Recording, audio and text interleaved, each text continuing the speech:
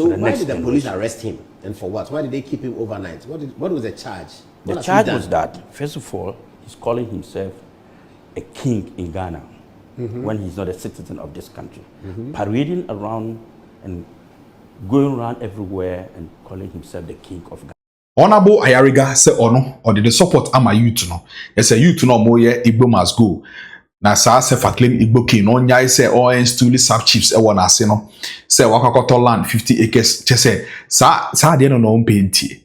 Na omukrom no ko ho a ontimi nkodi sansem hunu no wo ho. Na ono say youth ni vote ma no. Na say oba power. Ni obeye ne say on Thomas asibia ma foreigner bia na ye asase ni limited. Na osanso ditwa so echire mu say NIB eno a ekofa Igbo self-acclaimed Igbo king no. Oh yes. Osi yekofa no. Che say or the xenophobic kan omo you know what. Sanka mbebe mu na yaja no. But charge omo the board and they say adentina all claim so ye king wa Ghana ha. Na say also ye chief edima some tribe be there and I say whatever tribe no dey fine. Wait me I say but say o frɛ wo say wo ye king no.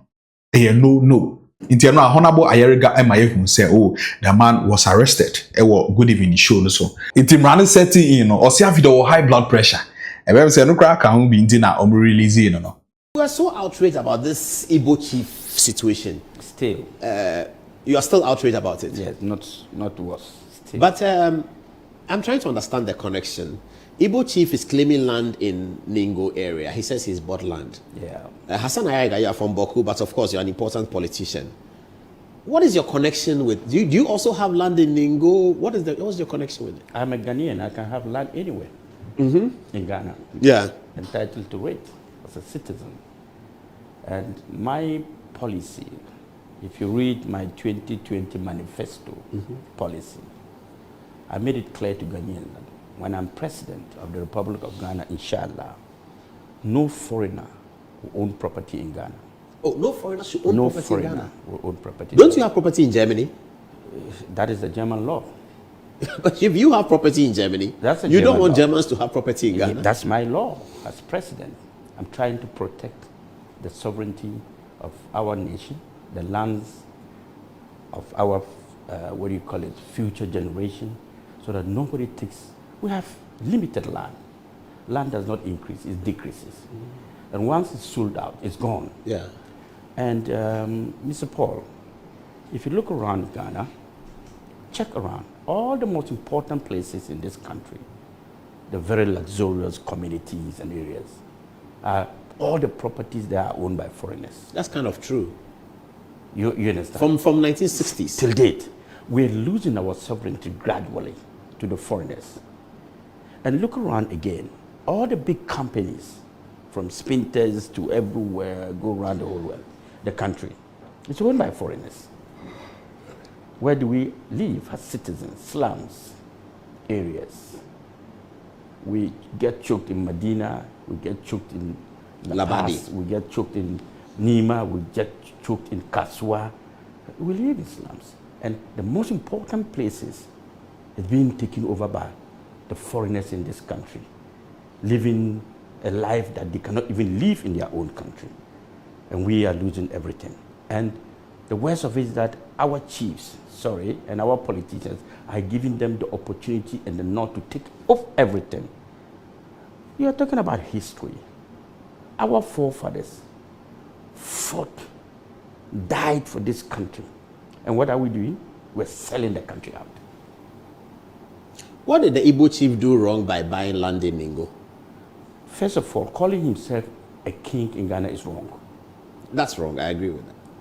Nobody who is not a citizen of this country can make himself a king in our country. You know the law. It doesn't permit that. So you come in to tell us that you are acquiring 50 acres of land to build a kingdom, an Igbo kingdom, so that it will become one of a kind in the world that has never happened anywhere in this country. Shows that we are loose. We are allowing everybody to take over everything. And you are going to build a kingdom that is going to determine who becomes president in Nigeria. In Nigeria? Yes. Kingdom in Ghana determines who becomes president in Nigeria. The ministers of state will all be coming and through that gate, and anybody who wants to acquire land or property who's a Nigerian will come there and acquire land and build as a Nigerian and leave. And that's an Igbo kingdom. Clearly, they are becoming another tribe in Ghana. Clearly, they are now rubbing shoulders with the kings of wherever they are getting the land from.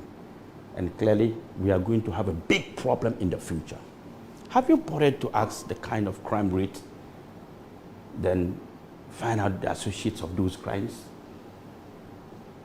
And you will realize that 90% of every crime that is committed in this country, if you check the statistics, 90% is foreigners. And well, I don't know about that. 10 is Ghanaians. Armed robbery, Foreigners. Nigerians have taken Kidnapping. over. Kidnapping, Foreigners. Nigerians have taken over. Fraud. Foreigners. Fraud, 419, killing of Yahoo, what do you call it, scams and everything. Fraud boys. Fraud boys, they've taken over, they've manipulated the system. They are now the hierarchy of our nation in terms of anything. Right now, they're even killing landlords. They come, they rent your house, one person shows his face.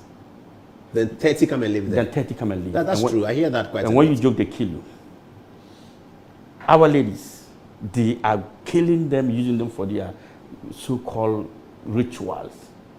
Very soon, if we allow such a kingdom to happen, you will be registering missing people in this country every day. Look, we are not against settlers. I am not against settlers. We have Yoruba settlers here. We are living happily with them. We have Hausa settlers. They are living happy with them. We have Zambarama settlers. They have even lived with us for a very long time, and they are now part of There's us. Lagos Town in Accra. Yes.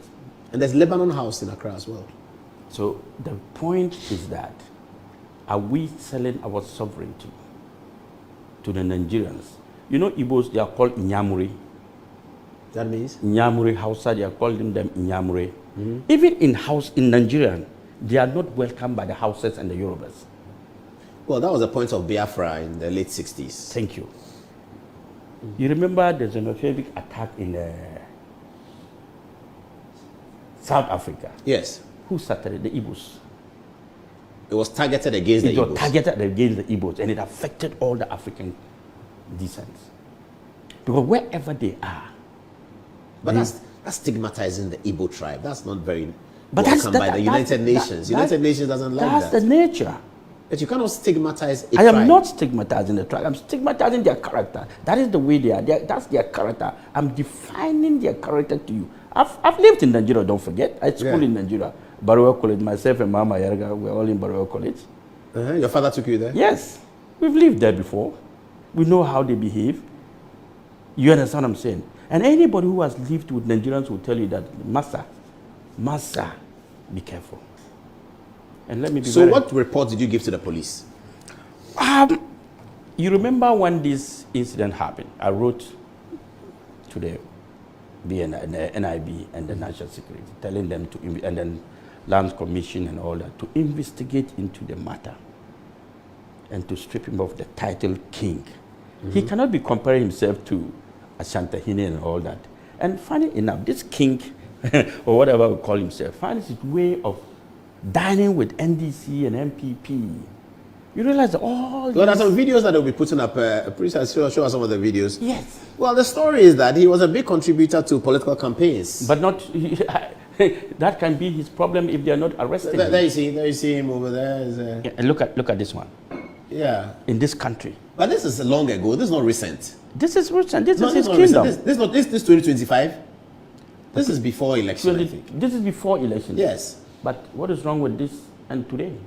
It's the same story. Yeah, It but doesn't he got change. endorsement from political leadership. That's the point I'm making. Oh, okay, that's what you are making. Yeah, that's Johnson Asiedu Nketia, Sitting down there. the chairman of the NDC. Why? Seated right there. Does it make it right? I'm not saying it's right or wrong, but I'm telling you where he gets his power from. Yes, and he's not going to get it from me. And I'm going to distill that power, and I've done that. You've done that. You're a minority party. It doesn't matter. There's one truth in life. The Ghanaian society will rally behind me in any circumstances against this man. If I say tomorrow there's a demonstration, you will see the number of people who come out to support this demonstration against our politicians who are allowing it. Look, like I said, our forefathers toiled for this nation. They died for this nation. Our current politicians, what are we doing? We're selling out the nation for peanuts. Everybody is welcome in Ghana. Look, you remember in the last parliament, 2 parliaments ago, when I went to parliament, the issue of the U.S. military base in Ghana. Yes, yes. And I fought against it. I said, I will not accept a U.S. military base in Ghana. What happened? It looks as if our leaders do not have foresight of defending our nation. They are more particular about what comes into their pocket than what they should defend. So why did the police arrest him, and for what? Why did they keep him overnight? What was the charge? The charge was that, first of all, he's calling himself a king in Ghana when he's not a citizen of this country. Parading around and going around everywhere and calling himself the king of Ghana, and the king of Igbo. Igbos don't have king in Ghana. When you're a foreigner and you're a settler, you come to this country. Our constitutions allow you to be called a chief of your community. So all the settlers in Ghana, like the Yoruba, they have a Yoruba chief. The Hausas, they have a chief, the Zambarama chief. That is fine. We can give you that title to be able to be managing yourself. But when you begin to, parade yourself, call yourself like Asantehene and all these other kings in Ghana, and you go walking when you are not a citizen and say you are a king, and you are going to acquire tracts of land and build a kingdom. Did he acquire the land? That is his problem. Whether he did or he did not, he's voiced it out that he has. And the videos are there. So we are taking his word against. So is he being released on bail? Yes, this afternoon he complained of high BP. In the cell? In the cells, and said his BP has gone up. You know, yesterday when he was invited, he went there with the ambassador. Nigeria. Ambassador of what? Nigeria. Nigeria's ambassador to Ghana. Nigeria ambassador to Ghana. He went there with his lawyers and all that, thinking that it was the ordinary citizens, what do you call it, NIB or National Investigation, National Security, who would just listen to him and ask him to walk away. This is not that national security you're thinking of. This is a different national security altogether. They will investigate. As a citizen of Ghana, when you send a petition, they will have to listen to your petition. So the investigation went through. And he was panting and sweating. He's not a king, he's not a what. But this is the palace you've built, and you're calling yourself a king. You are causing mayhem in this country. Your Nigerian boys are going around telling Ghanaians, threatening Ghanaians that if they kill one Ghanaian, Nigerian, they will kill 50 Ghanaians. Your Nigerian people are going around telling Ghanaians that one Ghanaian has come to Ghana and Ghana is on fire. Can you imagine? If I show you videos of this man, he said we are uncultured as citizens. I'm sure I've sent some of the videos to you. Insulting the integrity of the people who has given you land to live, to stay. Can you do that in Nigeria? Is he an Igbo royal in Nigeria? No, he's not. He came here as an Igbo businessman selling cassettes. Are you serious? I'm telling you. Cassettes? Cassettes. And he made millions of CDs to buy land? He did not make millions of CDs. He brought in a lot of prostitutes. Prostitutes? Ladies. You know the Nigerian ladies on the, what do you call it, cycle and all that? I don't understand. You don't know the syndicates of this Nigeria. So he came selling cassettes, then he brought in... Then they started trafficking... Night workers? Night workers, and now they started bringing Igbo boys and parading himself as the king. But how does that make him rich? Because they pay dues to him. Who pays dues to him? All these Nigerian boys who have shops in Nigeria. In Ghana here. The Nigerian boys with shops in here. They pay dues to their king. Is that a lot of money? Of course, that's a lot of money for him. He's like their god in Ghana. So the fact is that any problem they go through, they come to him, and don't forget, they know how to do this business. He's been able to parade him among all the big men in Ghana, showing himself in every kind of, what do you call it, gathering, and dressing and walking as if and making himself look. Even he's met the former president, he's met the current president, he's met Asantehene, he's met a lot of people, he's gone to visit them. That is power he's using to get from his own people. They now trust and believe in him. You see, there's a law that says that it is not who you are, it's how you carry yourself, that's how people address you. The way you dress is the way they address you. If you make yourself look big, people will regard you as big. But if you turn yourself into a beggar, people will disregard it. He's turned himself a big man. You understand what I'm saying? He's made sure that people have seen him with videos talking to all the big men. So all the Nigerians, that is why he said that he was going to build a kingdom where any Nigerian who comes from Nigeria, he will pass through his gate. And then they will settle, find land for him to build. And then they'll also give him time to move from wherever he is, a transit. His home, his kingdom is going to be a transit for Nigerians to be here. Igbos, not even Nigerians. He didn't talk about Nigeria. He spoke about Igbos. These are dangerous people, Paul. These people, if you know what they are doing out there. So will there be a prosecution? Yes, we will see. The youth wants to demonstrate on the 19th. 19th of July, that's next. 19th of July, this Saturday? Yes, this Saturday. In Accra? In Kumasi and Accra. Oh, I see. Yes, they are against all of these things. All of these things. You know, Paul, I'm very, very, very sad with the way our own people treat foreigners against our own citizens. It's sad that if I'm president today, a lot of things will change. Are you using this to launch your campaign for 2028? I said it in 2020, not in 2022. I have the videos. Are you going to run in 2028 though? Paul, I'm going to run until I become president of the Republic. Until you become president? And the things will change. That is when different narratives. I hope you will be alive then and you will see the difference of leadership. That's that Hon AYARIGA will bring on board. I am not scared of anybody in this world. I'm not going to be a beggar to any country or nation. I am not.